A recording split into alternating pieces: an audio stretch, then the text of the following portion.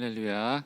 오늘 시편 133편 1절 말씀을 가지고 옆 사람과 이렇게 인사하면 좋겠습니다. 함께함이 기쁨입니다. 이렇게 인사하겠습니다. 네. 아멘. 오늘 우리에게 주신 하나님 말씀은 사도행전 27장 2절의 말씀입니다. 우리 짧은 한 절의 말씀이니까 함께 합독하도록 하겠습니다. 시작. 아시아 해변 각처로 가려 하는 아스라무떼노 배에 우리가 올라 항해할세. 마게도냐의 데살로니가 사람 아리스다고도 함께하니라. 아멘. 오늘 이 아리스다고라는 제목으로 하나님 말씀 증거하도록 하겠습니다. 저는 어렸을 때 할머니 할아버지와 함께 살았습니다. 한 7년 정도 같이 살았는데 그러다 보니까 아무리 이제 손자를 사랑한다 하여도 물리적으로 나이가 들다 보니 저의 에너지를 다 감당하지는 못했던 것 같습니다. 그래서 저는 늘 많은 시간을 혼자서 이렇게 집에 있거나 보냈던 그런 기억이 납니다. 그래서 저는 동네 형들과 노는 시간, 그리고 무엇보다 교회에 나가는 것이 유일한 외출과 외부 사람들과 이렇게 이야기를 또 하고 마음껏 놀 수 있는 시간이었기 때문에 그런 시간들을 많이 기다렸습니다. 그래서 어렸을 때 제 마음 가운데 기억을 떠올려 보니까 외로움이라는 감정이 저의 마음 가운데 많이 기억 속에 잠재되어 있는 것을 알게 되었습니다. 여러분, 이 외로움이라는 감정은 어떤 것일까요? 여러분들은 언제 외로움을 느끼세요? 물리적으로 혼자 고립되어 있을 때 우리는 외로움을 느낍니다. 또 언제 외로움을 느낍니까? 주변에 사람들은 많은데 이 세상에 내 마음을 나눌 사람이 단 한 명도 없다고 느껴졌을 때 우리는 또 외롭다고 느낍니다. 그렇지 않습니까? 그리고 누군가 의지했던 사람이 사라졌을 때 외롭고 힘들다 이렇게 생각이 듭니다.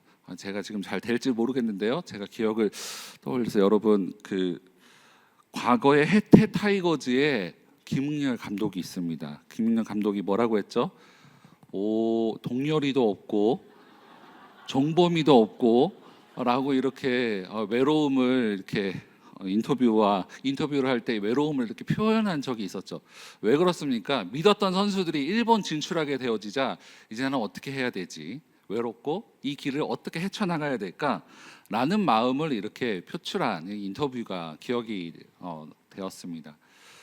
20대가 되어도 저의 마음속에 자리 잡고 있던 이런 감정의 탱크들, 그런 외로움들이 찾아올 때마다 저는 집 근처에 있었던 한강에 가서 그런 외로움들을 많이 달래고 감정을 많이 공급받았던 것 같습니다. 근데 어느 날 자전거를 타고 가다가 이 사진은 성산대교인데요, 근처에 마포대교가 있습니다. 그래서 제가 자전거를 타고 가다가 마포대교를 이렇게 자전거를 끌고 이렇게 터벅터벅 걸어가고 있는데 다리가 저한테 말을 걸어왔습니다. 제가 이상한 말이 아니라 실제로 말을 걸어왔습니다. 뭐라고 걸어왔냐면 많이 힘들었구나 라고 말을 걸어왔습니다. 여러분, 이거 아세요?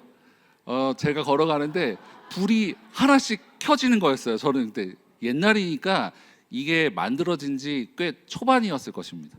많이 힘들었구나 해서 깜짝 놀랐습니다. 그래서 걸어가니까 불이 하나씩 마치 영화처럼 켜지더니 괜찮은 사람이야 막 이렇게 저한테 이야기해 주는 것 같았습니다. 물론 이 문구를 쓴 목적은 자살을 방지하기 위해서 썼는데 저는 어쨌든 이 문구를 보면서 따뜻한 위로와 격려라는 것을 받았던 것 같습니다. 아무래도 20대의 저는 정답을 받기보다는 따뜻한 위로를 받고 싶어서 그런 시간을 보냈던 것 같습니다. 그런데 하나님께서는 우리의 이런 마음을 너무나 잘 알고 계신다는 것입니다. 모세를 의지하여 출애굽한 이 이스라엘 백성들을 이끌고 가야 할 이 여호수아가 있었습니다. 얼마나 외롭고 힘들었겠습니까? 하나님께서 이렇게 말씀하셨죠. 여호수아 1장 5절 우리 함께 읽을까요? 시작. 내 평생에 너를 능히 대적할 자가 없으리니 내가 모세와 함께 있었던 것 같이 너와 함께 있을 것임이니라. 내가 너를 떠나지 아니하며 버리지 아니하리니. 아멘. 외로워하고 걱정하고 있는 이 여호수아에게 하나님께서 모세와 함께 있었던 것처럼 너와 함께하고 끝까지 함께할 것이다 라는 이 말이 여호수아에게는 큰 위로와 격려가 되었을 것임이 분명합니다. 사랑하는 여러분, 여러분의 어떠한 감정과 여러분의 생각과 여러분의 이성과는 상관없이 하나님께서 여러분을 결코 떠나지 않으심을 믿으시기 바랍니다. 우리가 살아가다 보면 그럼에도 불구하고 삶이 참 어렵고 힘들다 느껴질 때가 있습니다. 그래도 우리가 이 방법들을 알아간다면, 그때 우리가 무엇을 해야 될지, 어떻게 살아가야 될지 방법들을 좀 안다면 우리가 과거에는 정말 크게 생각했던 문제들도 또 이 문제가 아주 작게 보일 수 있게 된다는 것입니다. 오늘 말씀을 살펴보면서 폭풍우와 같은 우리의 삶 가운데 이 믿음의 여정들을 어떻게 완주하며 나갈 것인지 한번 고민해보는 시간이 되었으면 좋겠습니다. 오늘 말씀에는 성경에 딱 5번 나온 인물이 등장하는데 그 사람이 바로 아리스다고라는 사람입니다.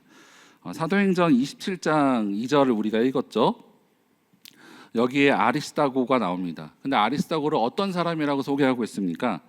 마게도냐 지역에 살고 있는 데살로니가 사람, 이렇게 소개하고 있습니다. 바울이 밤에 환상을 보면서 마게도냐로 가서 도움을 달라라는 이 환상을 보고 바울이 마게도냐로 간 다음에 거기서 데살로니가에 들어가서 복음을 전하게 되어집니다. 이 아리스다고는 그때 복음을 듣고 예수 그리스도를 영접한 인물로 보여집니다. 처음 이 아리스다고가 등장한 곳은 여기가 아니었는데요. 사도행전 19장에 등장합니다. 19장 29절도 한번 우리 같이 읽겠습니다. 시작. 온 시내가 요란하여 바울과 같이 다니는 마게도냐 사람.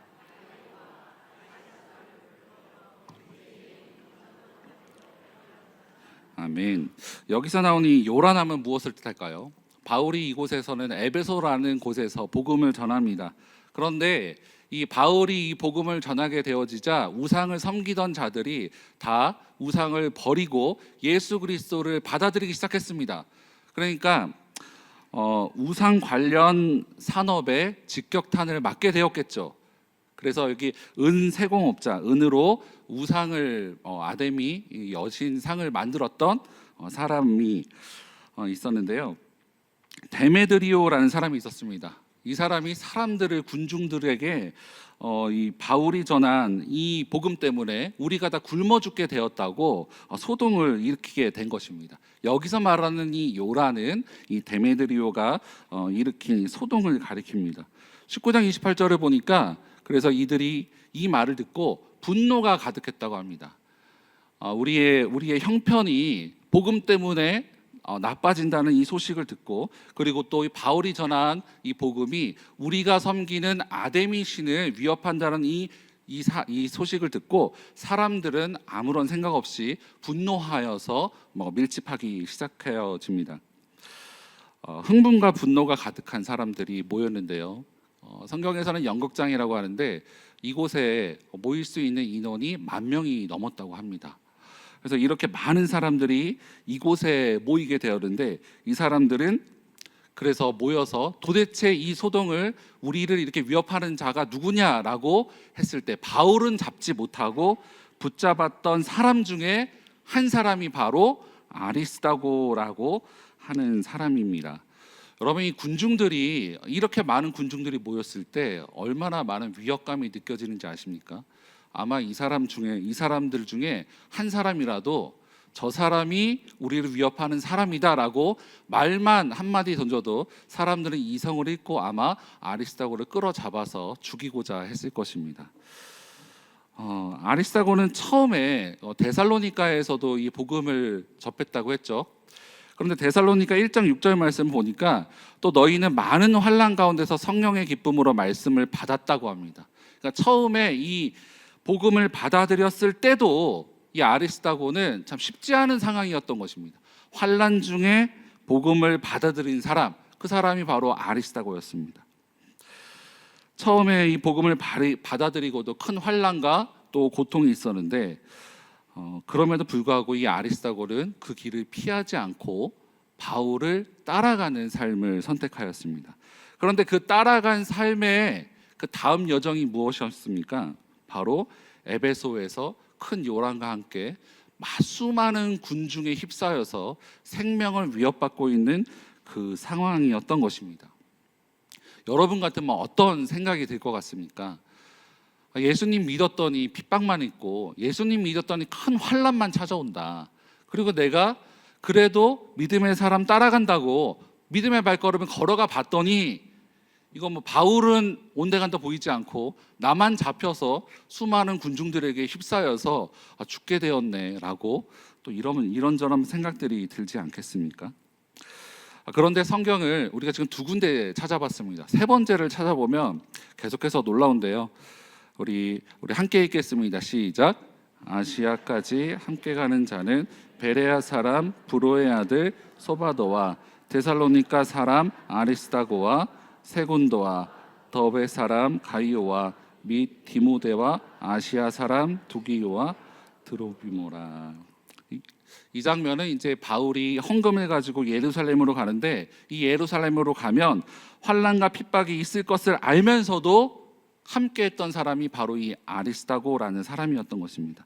그래서 이 아리스다고의 별명이 있는데 함께하는 사람, 함께하는 자라는 별명을 가지고 있는 사람이 바로 이 아리스다고입니다.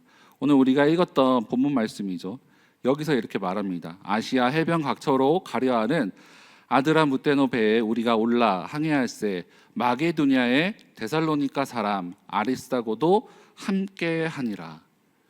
바울은 지금 여행을 떠나면서 여행하면서 이 길은 로마를 향하는 길이 아니었습니다. 바울이 가이사에게 상소하여서 호송되고 있었던 장면이 바로 사도행전 27장의 말씀인데요. 그때도 이 아리스다고를 함께합니다.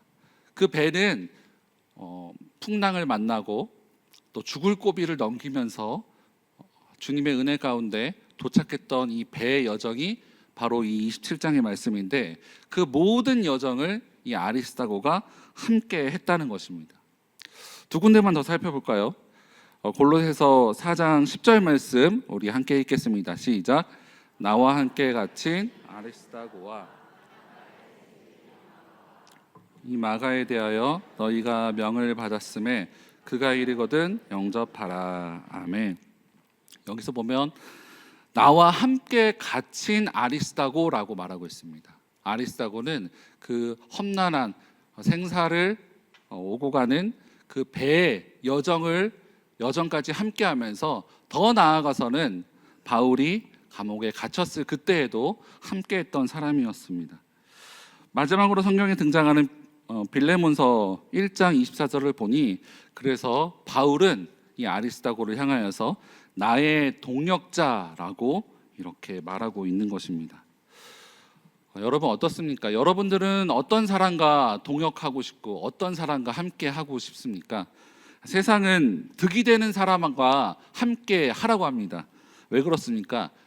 득이 되는 사람과 함께 했을 때 일의 결과 또한 좋기 때문입니다. 그래서 우리는 다 능력이 있고 또 도움이 되어지는 사람 그런 조건을 보면서 이 사람과 함께 할지 말지를 우리들은 결정한다는 것입니다. 그런데 이 아리스다고는 어땠습니까? 바울과 함께 할 때 아리스다고가 따졌던 조건은 딱 한 가지 있었습니다. 무슨 조건이었냐면 바로 이 사람이 하나님의 사람인지 이 사람이 진리를 따르고 있는지 딱 이거 하나 보았던 것입니다. 그거 하나 보면서 함께하면서 환난과 핍박, 폭풍 후 군중들의 협박, 감옥까지도 함께했던 사람, 이 사람이 바로 아리스다고입니다. 왜 그랬다고 했죠? 바울이 나의 달려갈 길과 주 예수께 받은 사명 곧 하나님의 은혜의 복음을 증언하는 일에 목숨을 걸고 달려갔기에 이 바울을 인도하시는 하나님을 바라보았기에 이 아리스다고는 끝까지 함께했다는 것입니다. 바울은 성령의 인도하심을 따라서 로마에 가고 성령의 인도하심을 따라서 모든 사역을 했습니다. 그럼에도 디모데후서 4장 9절 이하의 말씀 보니 이렇게 기록되어 있는데 너는 어서 속히 내게로 오라. 데마는 이 세상을 사랑하여 나를 버리고 데살로니가로 갔고 그레스게는 갈라디아로, 디도는 달마디아로 갔고. 이것도 보면 아까 그 감독의 말이 생각나지 않습니까? 데마도 없고 다 갔다라는 이런 푸념을, 이 슬픔을 바울도 똑같이 말하고 있다는 것입니다. 그래서 우리가 알 수 있는 것은 이 믿음의 여정, 우리가 걸어가고 있는 이 믿음의 여정은 성령의 인도하심을 구해야 되는 거 맞습니다. 그런데 이거와 함께 같이 가야 될 것이 바로 믿음의 동역자들과 함께 할 때 우리가 이 믿음의 여정들을 끝까지 마치고 잘 감당하게 되는 줄 믿습니다. 이 아리스다고 같은 사람이 함께 해 주었기에 이 바울이 믿음의 여정을 마칠 수 있었다는 것입니다. 여러분, 함께 한다는 것은 어떤 의미를 가지고 있을까요? 함께 한다는 것은 기쁨과 슬픔, 고통, 그 모든 것을 함께 한다는 것입니다. 미국의 한 초등학교에서 어느 한 아주 9살밖에 안 되는 어린 학생이 암에 걸렸습니다. 그래서 암투병을 하면서 항암을 여러 번 하다 보니까 머리가 다 빠졌습니다. 이 학생이 긴 항암 투병 생활을 마치고 다시 학교로 돌아오려고 하니까 걱정되는 것이 있었는데 자기만 머리가 없었습니다. 그래서 이 학생이 너무 걱정하고 있었을 때 그 학생의 친구인 이 카메론이라는 친구가 아이디어를 냈습니다. 그럼 이 암투병하던 친구 이름이 말이라는 친구였는데 말이만 머리가 없으니까 외로우니까 또 고통스러워하니까 우리 모두가 다 같이 머리를 깎자라는 아이디어를 냈습니다. 그래서 이 학교에는 머리를 깎는 운동이 펼쳐지게 됩니다. 깎은 머리는 또 다른 암 환자들에게 기부하면서 이렇게 함께하는 일을 펼쳤습니다. 이렇게 함께한다는 것은, 우리가 함께한다는 것은 기쁨을 나누기도 하지만 함께 기다려야 될 때도 있고 같이 고통을 짊어지고 감당해야 될 때도 있습니다. 이것이 바로 함께한다는 의미입니다. 또 다른 의미로 함께한다는 것은 사랑이요 좁은 길을 걸어가는 것입니다.